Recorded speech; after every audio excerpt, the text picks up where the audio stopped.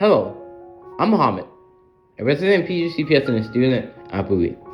I may be an average teenager, but I can no longer watch, so I must reveal my identity.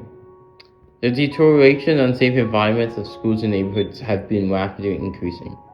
I'm not trying to normalize anything, nor naive to the fact that the solution isn't easy to solve, and it's definitely very, very much complex. However, as a community, we can drastically take a front step like a driver would when driving a car, to reduce the likeliness of such incidents. I know it definitely isn't solvable through like just one action, but group work can definitely help. On September 6th, the curfew was legislated without measuring the impact as much as needed. Though I would say that crimes were at the peaks where we did a whole month of crime in a whole year of crime in a single month. In itself, no previous studies have shown no connections between curfew and crime reductions. Instead, it is most likely to harm minorities such as blacks, which makes up 55.2% of PGCPS County.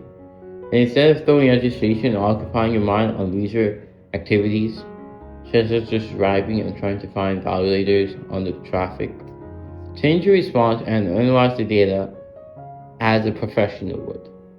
I'm not saying you are a professional, very much you are. While using obvious study, this just doesn't and will never apply to most cases, as most things are subjective. But it's far better than us being the next Buffalo, New York on steroids. Not only the curfew had a major impact on lives, the virus was much worse. Much worse. After a decline in the mental health of young adolescents worldwide, it was cited by the CDC that over 60% of students have reported trying alcohol by the 12th grade. This is something that should never happen. We've reached about 60% of 12th graders. And the astonishing fact is that 50% of all high schoolers with this hat have have used marijuana. These are astonishing numbers that shouldn't be seen anywhere in the world. These definitely aren't coincidences. Instead, schools reopening have definitely exacerbated the data. Due to more access to dealers, not only at school but even at homes, people are more likely to do drugs. The county isn't taking action to protect adolescents. I wonder why rapid crime rates have been increasing in young adolescents, especially the minority ones. Even though we do definitely live in a heavily black population, and then it'll go on to whites and then Hispanics and etc.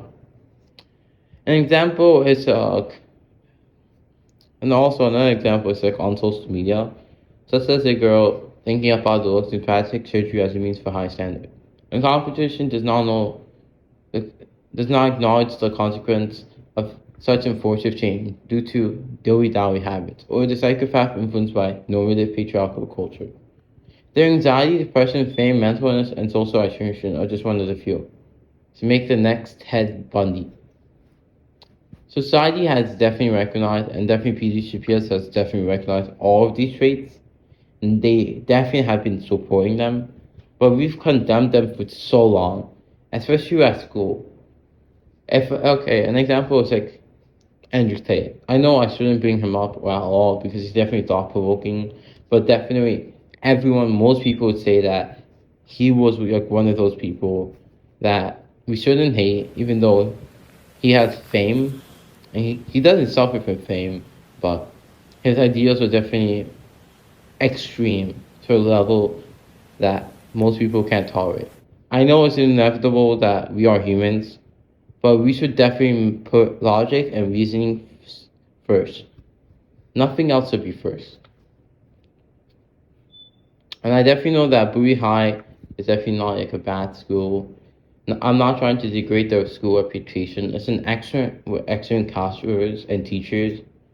And these issues are definitely much minuscule as the school reputation.